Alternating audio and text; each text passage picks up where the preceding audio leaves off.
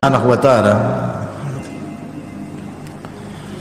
Kemarin saya sudah menjelaskan perjalanan yang dilakukan oleh Raja Besar Dunia Dzulqarnain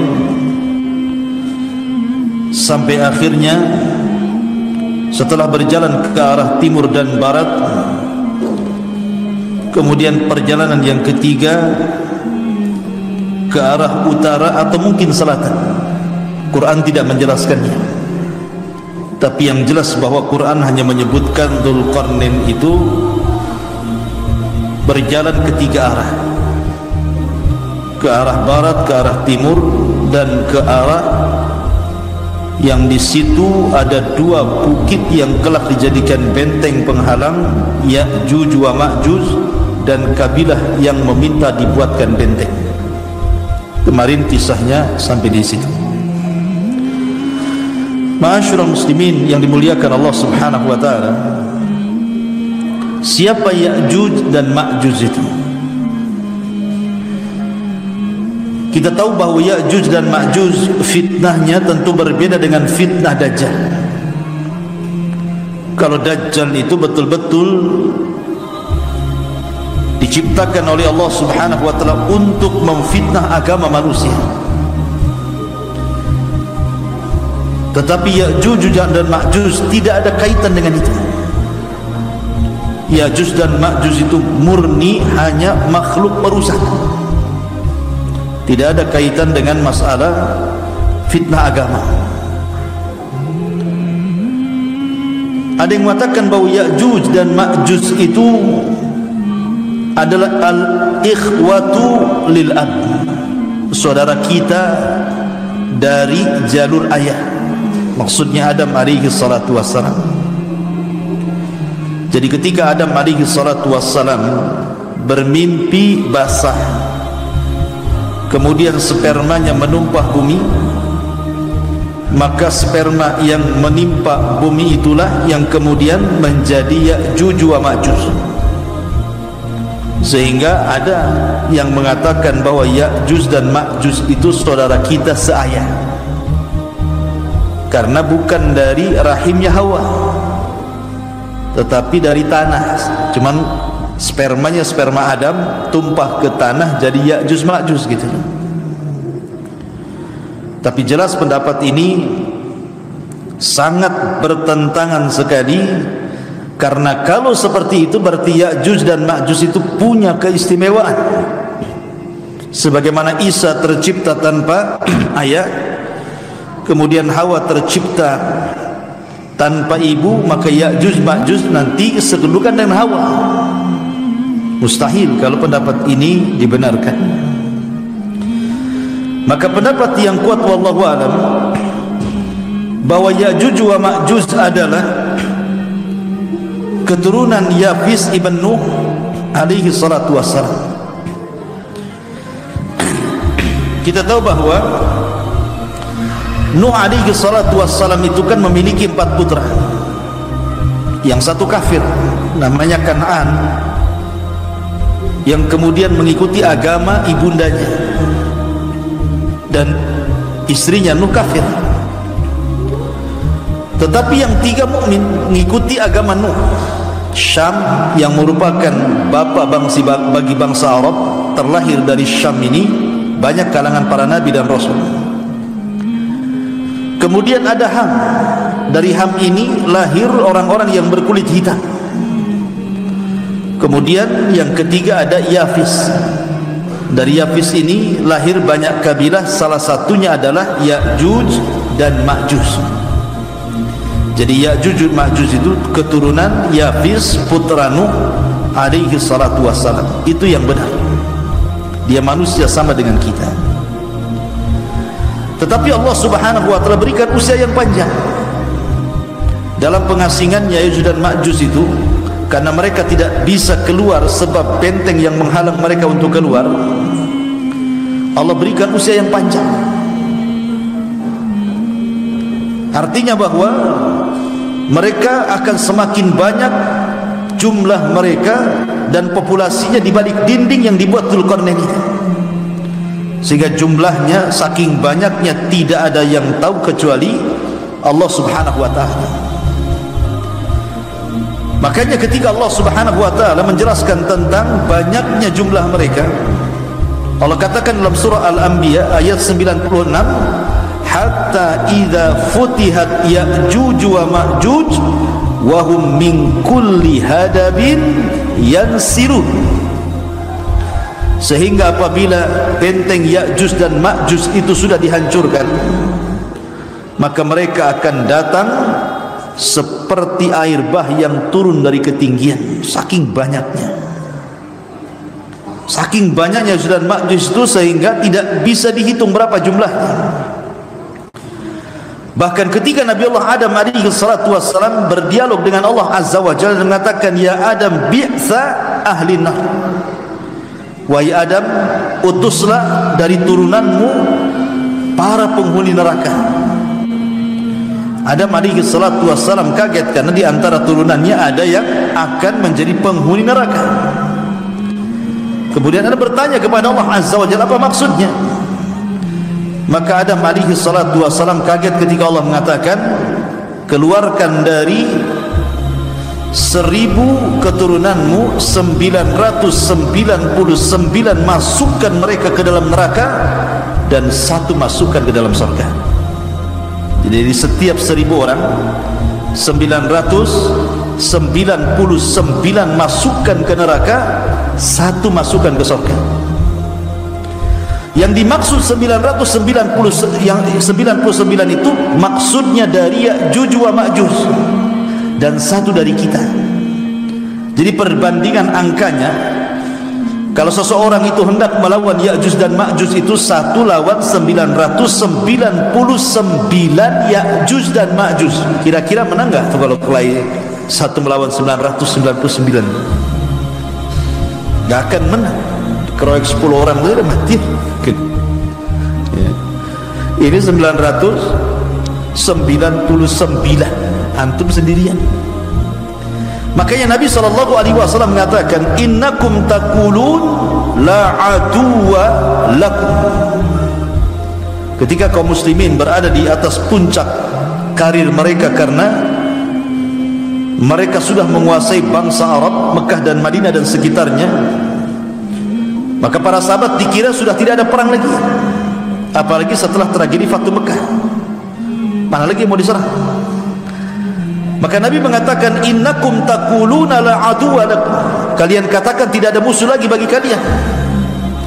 Kata Nabi SAW, wa innakum lan tazalu tuqatiluna hatta ya'tiya Ya'juj wa Ma'juj iradul wujuh sigharul uyun wa min kulli hadabin yansirun ka'anna wujuhahum al-mujanul mutraqah.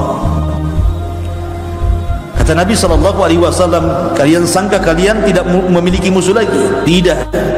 Bahkan kalian akan senantiasa berperang sampai datang kepada kalian Ya'juj dan Ma'juj. Mereka bulat wajahnya, kecil matanya, mereka datang dari semua arah dan wajahnya seperti tameng yang biasa digunakan untuk berperang. Mujanul mutraqah. Artinya Nabi SAW mengatakan bahwa kita akan berperang melawan mereka Ya'juj dan Ma'juj di akhir zaman dan tidak akan menang, karena Allah Subhanahu wa taala menghabarkan sendiri lewat lisan Nabi SAW kepada Isa bin Maryam untuk membawa sisa pasukan bersembunyi di Bukit Tur. Jadi Allah Subhanahu wa taala sendiri yang meminta kepada Isa untuk tidak melawan mereka. Makanya Nabi SAW mengatakan bahwa akan datang kepada kalian 2 kabilah besar Ya'juj dan Ma'juj dan kalian tidak akan sanggup memerangi mereka. Kalian tidak akan sanggup menghadapi perang melawan mereka. Maka Allah perintahkan Isa untuk membawa sebagian pasukan kaum muslimin bersembunyi di tempat persembunyian yang pertama, Bukit Tur. Di situ mereka bersembunyi. Ketika Ya'juj dan Ma'juj tidak ada lagi yang melawan mereka, karena yang paling kuat kan pasukan Isa bin Maryam. Kalau pasukan sekuat itu tidak bisa melawan Ya'juj dan Ma'juj, siapa yang akan melawan Ya'juj dan Ma'juj? Sehingga kemudian Ya'juj dan Ma'juj dengan sangat senangnya masuk ke desa-desa, masuk ke daerah-daerah, masuk ke negara-negara hanya untuk membantai di luar rasnya. Siapapun di luar rasnya dibantai. Bahkan dalam riwayat dimakan bangkainya, kanibal. Habis dibunuh dimakan pula bangkainya. Itulah Ya'juj wa Ma'juj itu. Makanya tidak ada satupun bumi sama dengan Dajjal. Dajjal kan tidak ada sejengkal bumi kecuali diinjak Dajjal. Maka Ya'juj Ma'juj juga sama. Bumi ini dipenuhi oleh mereka, dipenuhi oleh Ya'juj dan Ma'juj itu, sehingga fitnahnya menyebar seantero dunia. Ma'asyiral muslimin yang dimuliakan Allah Azza wa Jalla. Lah ketika kaum muslimin kemudian mereka bersembunyi di Bukit Tur, kemudian Ya'juj dan Ma'juj terus mereka memerangi, membunuh dan membantai manusia. Mulailah kemudian tampak kesombongannya. Ya'juj dan Ma'juj sombong karena sudah mengalahkan siapapun yang di luar rasnya.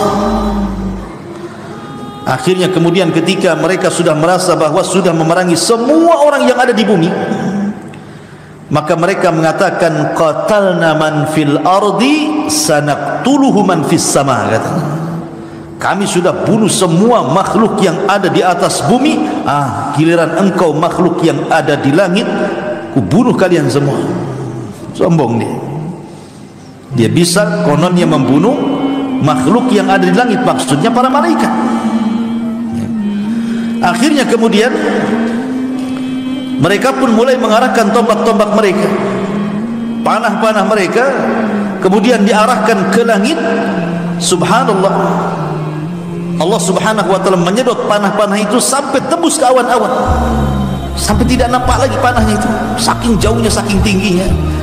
Kemudian Allah subhanahu wa ta'ala kembalikan panah itu ke bumi, dan Allah sudah lumuri di ujung-ujungnya dengan darah, seolah-olah Ya'juj dan Ma'juj berhasil membunuh makhluk yang ada di atas langit. Padahal itu adalah makarnya Allah. Wa yamkuruna wa yamkurullah wallahu khairul makirin. Maka makin sombong lagi. Makhluk bumi sudah kami bantai, makhluk langit sudah kami bantai, kira-kira makhluk mana lagi? Akhirnya kemudian Nabi Isa bin Maryam pun kemudian berdoa kepada Allah subhanahu wa ta'ala. Kemudian setelah berdoa kepada Allah subhanahu wa ta'ala agar Allah memberikan pertolongan kepada mereka. Coba anak-anak ada yang tertibkan. Jadi akhirnya kemudian Allah subhanahu wa ta'ala mengabulkan doa Isa bin Maryam. Doanya Isa bin Maryam agar Allah subhanahu wa ta'ala menghancurkan sehancur-hancurnya Ya'juj wa Ma'juj ini. Maka Isa terus berdoa sampai akhirnya betul-betul Allah subhanahu wa ta'ala azab Ya'juj wa Ma'juj ini dengan hanya mengutus hewan yang paling kecil, namanya Nagof. Nagof itu semacam ulat. Ulat itu disebut Nagof dalam bahasa Arab. Itu yang menghancurkan Ya'juj dan Ma'juj. Dan ingat tentara Allah subhanahu wa ta'ala, kalau kita melihat sejarah-sejarah, rata-rata binatang kecil yang diutuskan. Ketika pasukan Abrahatul Asram atau dikenal dengan Ashabul Fil hendak menyerang Ka'bah, siapa tentara Allah yang Allah utus? Ababil, burung-burung laut. Kemudian juga ketika Allah subhanahu wa ta'ala mengazab kaum Sabah karena kufurnya mereka kepada Allah subhanahu wa ta'ala, maka Allah subhanahu wa ta'ala mengutus siapa? Mengutus tikus-tikus sebesar kucing. Ada enggak tikus sebesar kucing? Mungkin tikus got tuh, kan besar-besar tuh di Jakarta. Tikus istana pula. Bukan, tikus-tikus got itu kan besar-besar. Nampak kucing saja, kucing yang lari kalah besar. Ya. Jadi ada tikus-tikus sebesar kucing itu yang diutus oleh Allah Azza wa Jalla untuk menggerogoti Sad Ma'rib, bendungan yang ada di Ma'rib. Oh, kalau sekarang benuanya udah canggih lah, pakai tembok. Tikusnya pun giginya rompak lah kalau zaman dulu kan pakai kayu. Jadi digerogoti habis.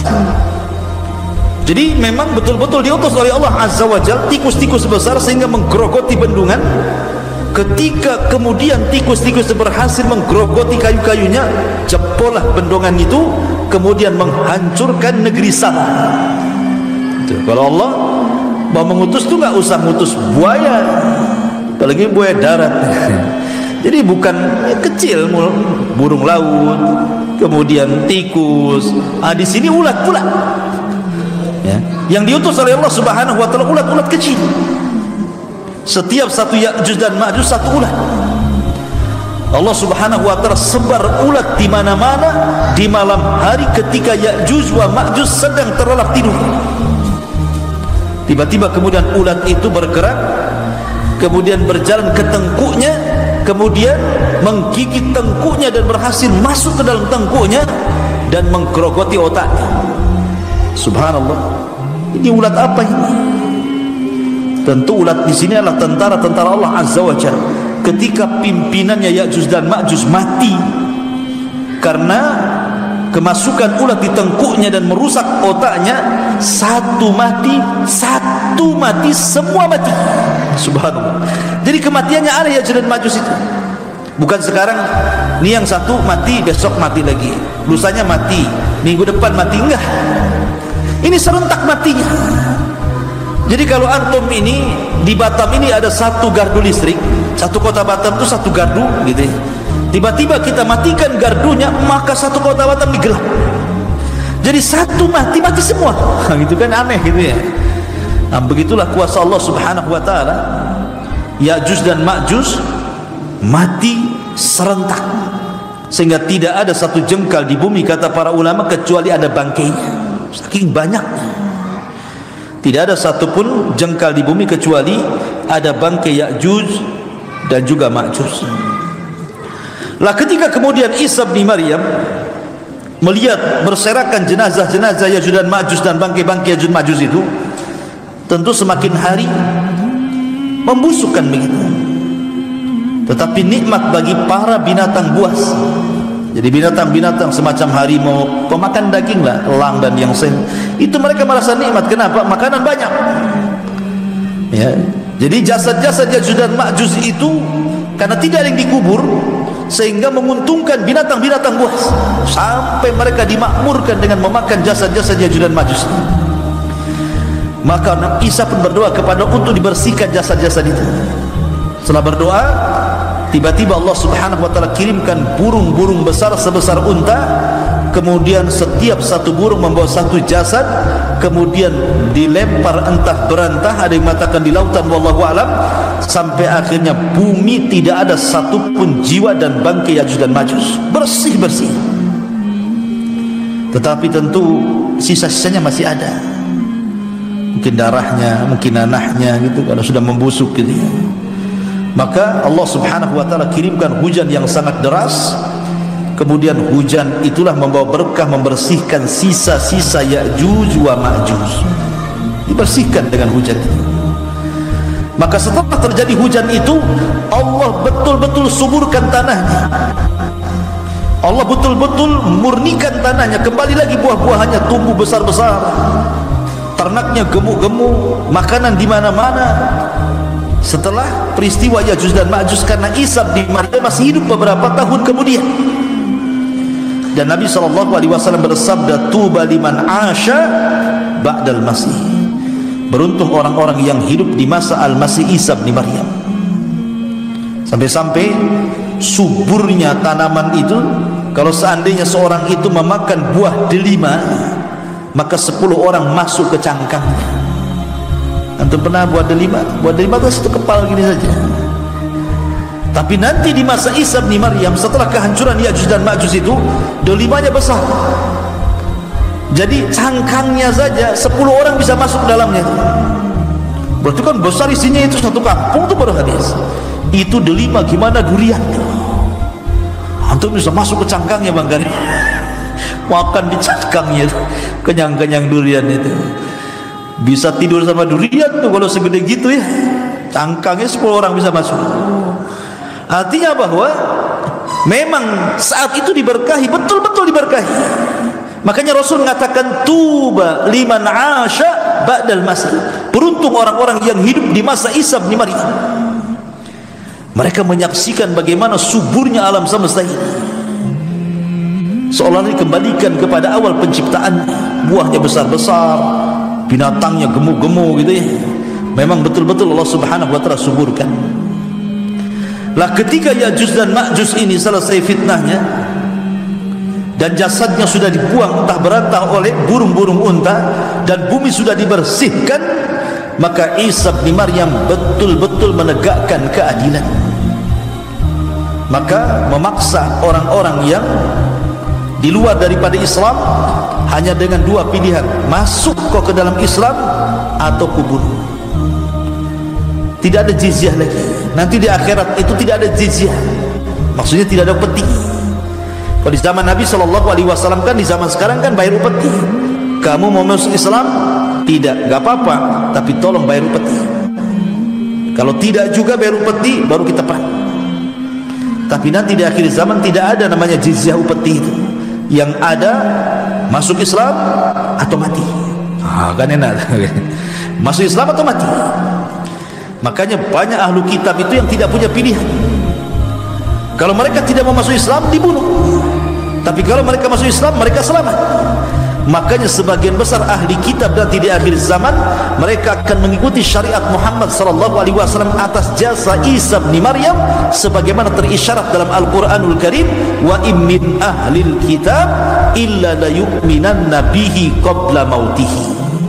Dan nanti sebagian besar ahli kitab itu akan beriman kepada syariat Nabi SAW sebelum kematian Isa bin Maryam, sehingga mereka akan masuk Islam dari mana-mana ahli kitab itu, karena Isa mengikuti agama Nabi. Secara otomatis orang-orang Nasrani atau Yahudi mau tidak mau mereka harus mengikuti ajaran Nabi-Nya, karena Isa nya surat di belakang Imam Mahdi untuk menunjukkan bahwa setiap kaum itu ada amirnya. Ma'asyiral muslimin yang dimuliakan Allah Subhanahu wa taala, ada sebuah hadis yang tercantum dalam Sahih Bukhari dari Zainab bintu Jahsin. Nabi SAW bersabda, wailun lil arabi min syarri qad iqtarab. Kata Rasul, celaka bagi bangsa Arab, keburukan telah mendekati mereka. Ini di zaman Nabi. Rasul mengatakan celaka bagi bangsa Arab, keburukan yang besar sedang menerpanya. Kemudian Nabi mengatakan, fataha min radmi Ya'juj wa Ma'juj mithla hadi wa halaqa bi isba'aihi al-ibham wallati taliha. Qalat Zainab faqaltu ya Rasulullah. Kemudian faqultu ya Rasul anuhlika wa fina salihun. Qala na'am idza kathura al-khabath. Jadi kata Zainab bintu Jahsin, dia mengatakan suatu ketika Nabi SAW pernah masuk sehingga mengejutkan para sahabat. Kemudian mengatakan la ilaha illallah, celaka bagi bangsa Arab, keburukan telah dekat menimpa mereka. Kemudian kata Nabi SAW, sungguh telah terbuka sedikit dari benteng Ya'juj wa Ma'juj. Kemudian Nabi melingkari jempolnya, kemudian menggabungkan dengan telunjuk dan membuat lingkaran seperti ini. Kata Nabi SAW, bentengnya Ya'juj dan Ma'juj di zaman Rasul sudah berhasil dilubangi seperti ini, sebesar ini. Jadi mereka bisa ngeker tuh dari luar, dari dalam keluar itu. Itu di masa Nabi tuh. Bagaimana di masa sekarang kan gitu ya? Di masa Nabi saja sudah 1 dirham tuh, sudah berlubang sebegini. Ya. Otomatis maka semakin mendekati kiamat lubang itu semakin besar. Biar mereka keluar dan membenarkan sabda Nabi SAW. Maka kata Zainab, la ilaha illallah, celaka bagi bangsa Arab, sungguh keburukan telah dekat. Di mana tembok Ya'juj dan Ma'juj telah menjadi lubang sebesar begini, kata Nabi SAW. Kemudian kata Zainab, ya Rasulullah, apakah kita akan dihancurkan sementara banyak di antara kita orang-orang saleh? Maka Rasul mengatakan, ya, kalau keburukannya lebih banyak dibandingkan orang solehnya. Kalau orang solehnya diam, tidak kemudian al-amru bil ma'ruf wan nahyu 'anil munkar, maka justru itu pula yang mengundang azab Allah Subhanahu wa taala. Karena azab itu kalau ditimpakan bukan hanya terkena orang dolim saja, tetapi orang baik pun terkena imbasnya. Ma'asyiral muslimin yang dimuliakan Allah Subhanahu wa taala, itulah cuplikan dari kisah Ya'juj dan juga Ma'juj. Dan ini sering saya ulang-ulang biar paham. Nah, setelah kemudian Isa bin Maryam, kan Isa bin Maryam ini ada yang mengatakan berkuasa 40 tahun, tapi ada yang mengatakan 7 sampai 8 tahun kemudian meninggal, dan sebelumnya Imam Mahdi meninggal. Maka ketika dua manusia ini meninggal, Imam Mahdi meninggal, kemudian disusul Isa bin Maryam meninggal, sementara tugas Isa itu sangat berat sekali. Akhirnya kemudian orang pun membawa diri masing-masing. Ada yang tetap mempertahankan keimanannya, ada yang sedikit demi sedikit kufur. Sedikit demi sedikit kufur dia. Lah yang kufur ini diingatkan oleh Allah Azza wa Jalla. Diingatkan dengan apa? Dengan adanya dukhan, dengan adanya asap yang pekat yang berasal dari langit, yang Allah Subhanahu wa taala katakan, fartaqib yauma ta'tis sama' bidukhanin mubin. Sebenarnya dukhan ini hanya peringatan kepada orang-orang yang tadinya beriman kemudian kufur. Tetapi tanda-tanda kekuasaan Allah Subhanahu wa taala terkadang tidak menjadikan orang-orang itu kembali beriman, malah justru makin kufur. Harusnya dukhan itu, dukhan yang ditampakkan di langit itu menjadikan orang-orang itu kembali kepada Allah Azza wa Jalla.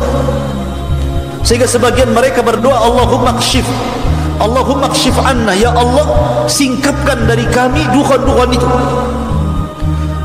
Akhirnya Allah Subhanahu wa taala mengangkat dukhan dan hilanglah dukhan. Tapi apa yang terjadi?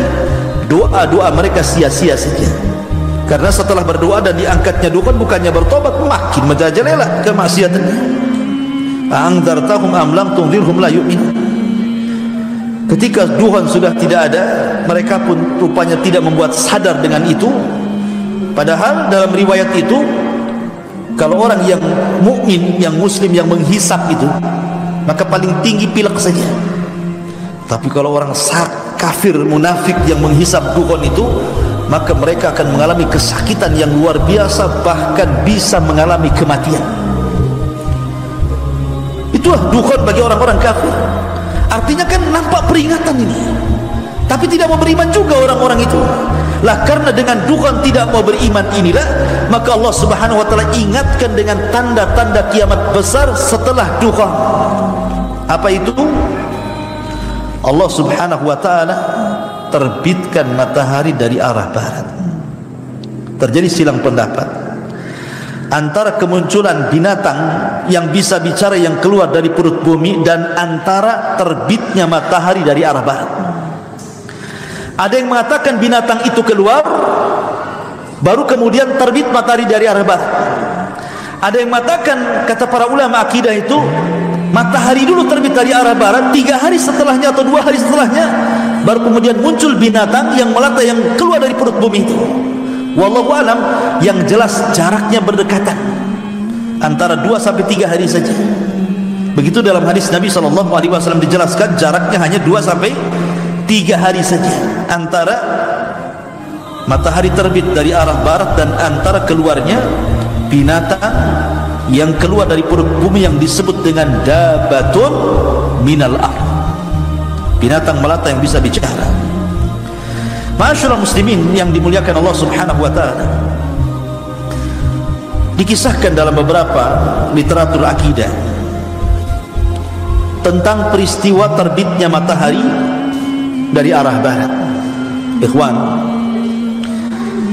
Allah Subhanahu wa taala banyak bersumpah dalam Al-Quran dengan matahari kan. Bahkan ada satu surat namanya matahari. Surat apa? Asy-Syams. Allah mengatakan wasyamsi wa duhaha wal qamari idza talaha wan nahari idza jallaha wal laili idza yaghshaha. Allah katakan wasyamsi wa duhaha. Matahari Allah jadikan sumpah. Karena matahari ini sebenarnya banyak faedahnya, ikhwan. Kalau orang-orang yang beriman dan memiliki akal ketika melihat matahari, maka matahari itu sebenarnya mengingatkan kita akan kiamat. Karena ketika terjadi hari kiamat, ikhwan, bintang-bintang itu semua berjatuhan dan bertabrakan. Sebagaimana Allah Subhanahu wa taala katakan, wa idzal kawakibun tatharat. Dan apabila bintang itu berhambur-hamburan, berjatuh-jatuhan, bertabrak-tabrakan, bintang semua jatuh, tapi matahari dan bulan tidak. Matahari dan bulan tidak dijatuhkan dan tidak ditabrakan.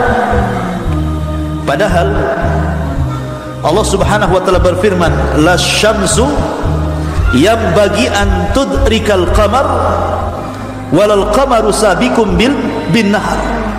Tidak boleh matahari itu berjumpa dengan bulan, dan tidak mungkin juga bulan bertemu dengan matahari. Kan mustahil, kan? Bulan dengan matahari kan mustahil ketemu, karena ketika matahari tenggelam, bulan muncul. Ketika bulan tenggelam, matahari pula muncul. Kapan ketemunya? Tapi nanti pada hari kiamat, Allah Subhanahu wa taala berfirman, wa jumi'a asy-syamsu wal qamar. Wa jumi'a asy-syamsu wal qamar. Matahari dan bulan itu dijadikan satu. Untuk apa matahari dan bulan dijadikan satu? Untuk diletakkan di kepala-kepala manusia saat manusia dikumpulkan di padang mahsyar. Manusia akan dekat 1 mil di atas kepala. Sampai perawi hadis ketika menceritakan tentang matahari di atas kepala itu, ketika memaknai makna 1 mil, apakah mil itu jarak yang ma'ruf sekian kilo 1 mil? Ataukah yang dimaksud mil itu artinya alat untuk bercelak? Kan ada gagang celak itu disebut mil dalam bahasa Arab. Kalau seandainya mil itu adalah gagang celak, berarti nggak sampai 1 jengkal matahari di atas kepala itu. Karena kan gagang celak kecil segini saja. Emang seberapa gagang celak? Ya. Tapi kalau yang dimaksud mil itu adalah jarak dari sekian kilo 1 mil, mungkin agak jauh dari kepala, tapi itu pun terlampau dekat dengan kepala kita. Di dunia saja, ikhwan, Allah itu sudah meletakkan matahari sesuai porosnya. Sebab bergeser saja matahari dari tempatnya, dekat dengan bumi, terbakar bumi. Ataupun seandainya matahari ini menjauh dari porosnya, beku bumi ini. Tapi Allah letakkan pas di tengah-tengah dengan memberikan hawa yang tidak membuat terbakar dan tidak membuat beku. Itulah luar biasa. Allah Subhanahu wa taala meletakkan matahari itu di porosnya. Tapi nanti pada hari kiamat, matahari ini akan datang kepada Allah Subhanahu wa taala untuk meminta izin diterbitkan dari arah barat. Hadis Abu Hurairah radhiyallahu anhu, ketika Nabi SAW bersabda, atadruna aina syamsu, kalian tahu kemana matahari pergi? Kata Rasul. Kata sahabat, Allah wa Rasulullah alam. Rasul, Allah dan Rasulnya yang tahu. Kata Nabi, sungguhnya matahari itu ketika terbenam, maka dia akan naik menuju Allah Subhanahu wa ta'ala, kemudian sujud di bawah arasy-Nya. Hampir-hampir Allah tidak mengizinkan dia untuk terbit dari arah timur dan disuruh terbit dari arah barat. Dari sini menunjukkan bahwa matahari itu tidak mengelilingi bumi. Maksudnya begitu. Matahari tidak mengelilingi bumi. Matahari itu menghadap Allah setiap hari. Sujud di hadapan Allah di bawah arasy-Nya. Hampir-hampir Allah tidak mengizinkan untuk terbit dari arah timur dan disuruh terbit dari arah barat. Sampai pada waktunya, ketika Allah Subhanahu wa taala izinkan matahari terbit dari arah barat, maka di situ tidak ada manfaat lagi keimanan seseorang. Jadi sesungguhnya kalau orang melihat matahari, ikhwan, banyak faedah yang kita bisa petik. Salah satunya tadi mengingatkan akan kiamat. Kemudian juga matahari juga mengingatkan kepada kita tentang lemahnya kita di hadapan Allah Subhanahu wa taala. Jangankan di hadapan Allah, di hadapan makhluknya saja kita lemah.